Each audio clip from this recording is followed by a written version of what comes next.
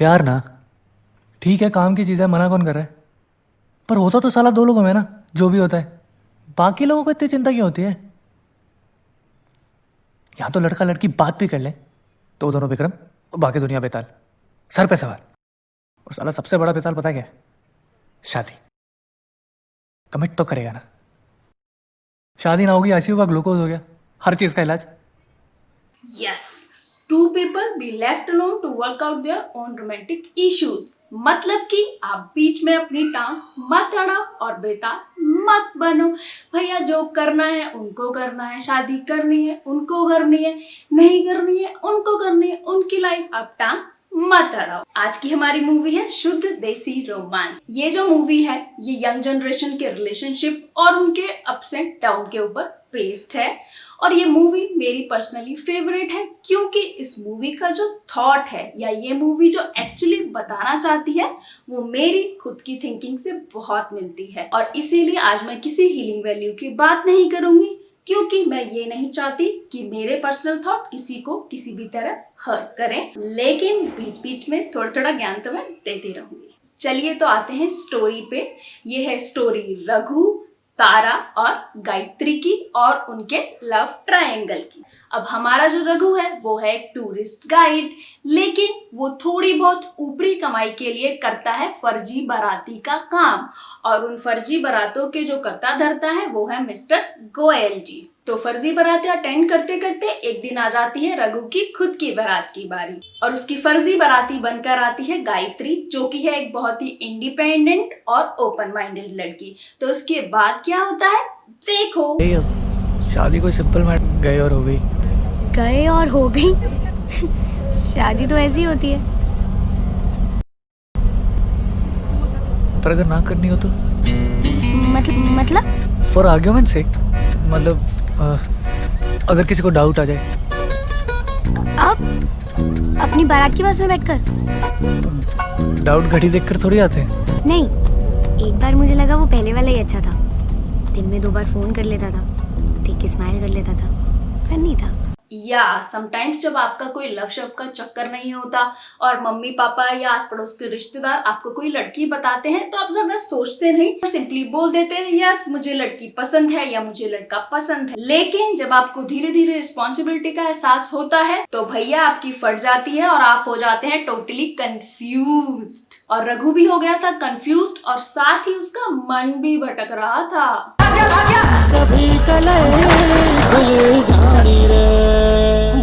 कौन भाग गया? ये तो नहीं भाग गया।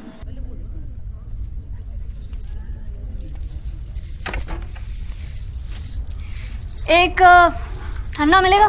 जी हाँ, रघु भाग गया अपनी शादी से। उसकी थी अरेंज मैरिज और अचानक उसे मिल गई गायत्री जो बिल्कुल उसके टाइप की लड़की थी और वो हो गया कंफ्यूज्ड और वो हो गया 9 2 11। तो भैया मेरा मानना है अगर हो कंफ्यूज्ड तो करो कन्फेस, क्योंकि शादी से भागना तो अच्छी बात नहीं है। चलिए तो आगे बढ़ते हैं।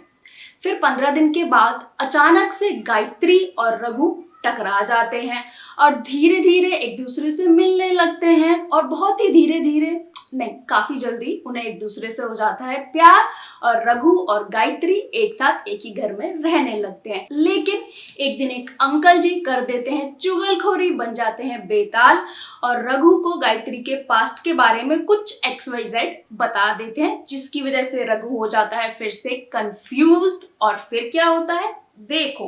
मैंने तो पहले ही कहा था मैं सीरियस हूँ। नहीं तुम तो नहीं हो ना, मतलब तुम तो सीरियस टाइप की नहीं हो। हाँ मैंने तुम्हारे बारे में थोड़ा पता किया था, लेकिन मैंने इसलिए किया था क्योंकि क्या? कर लिया ना पता, अब और नहीं करना बस।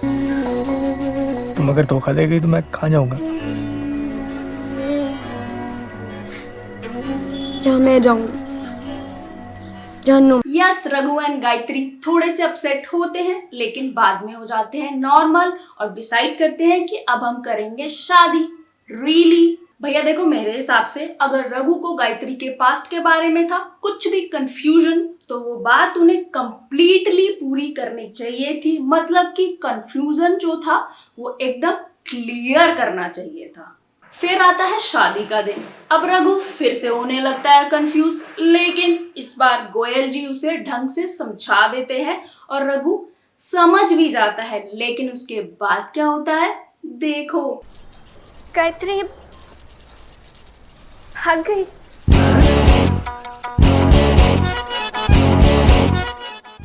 यस, गायत्री भाग गई। क्यों भाग गई वो मैं आपको बताऊंगी थोड़ी देर में।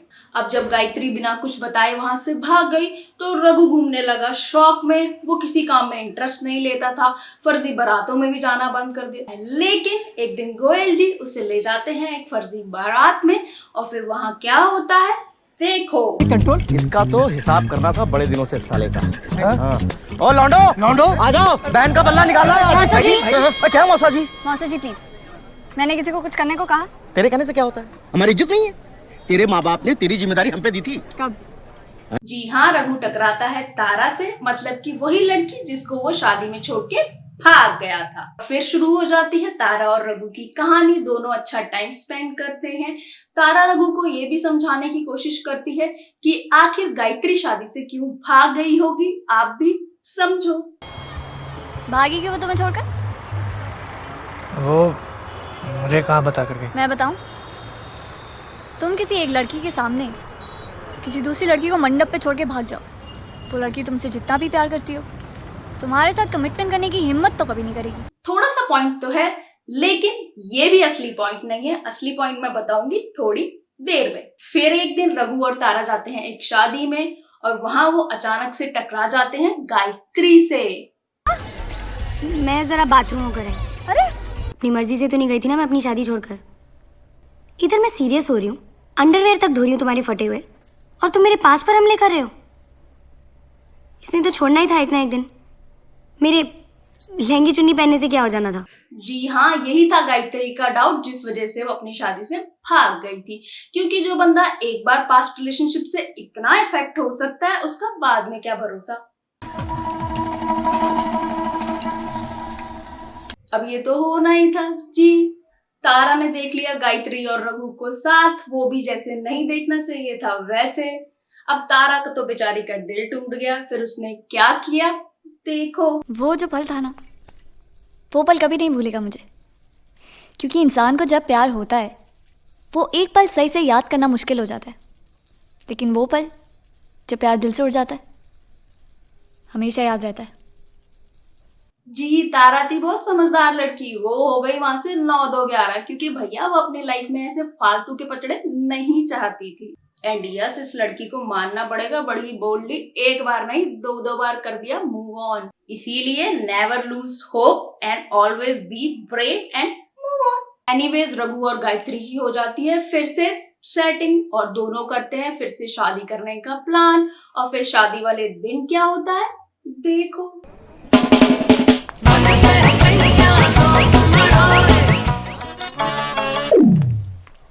दोनों यहाँ रहते थे ना, अपनी मर्जी से रहते थे। ये दरवाजा दोनों के लिए खुला हुआ था, जिसे जाना चला जाए। लेकिन अगर यही दरवाजा बंद हो जाए, कोई कहे कि तुम बाहर नहीं जा सकते, तो भागने का मन करता है। लगता है ये क्या जबरदस्ती है।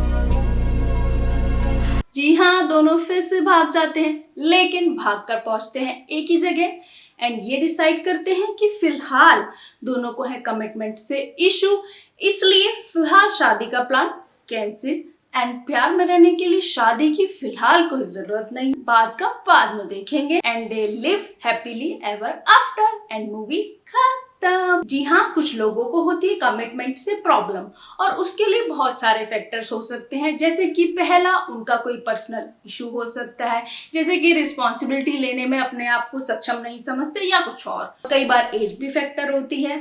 कई बार उनके आस पड़ोस में कई लोगों का कुछ बैड एक्सपीरियंस होता है, इसलिए वो सेम एक्सपीरियंस नहीं करना चाहते। तो अब हम जो इस मूवी से समझ सकते हैं वो पहला ऑफ कोर्स है to people to be left alone to work out their own romantic issues.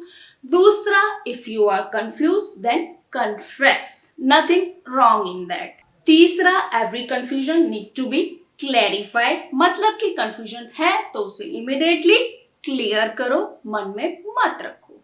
चौथा, always be brave and don't lose हो। चलिए तो मिलते हैं अगली बार, और मेरी अगली बार की मूवी है इट्स अ वंडरफुल लाइफ।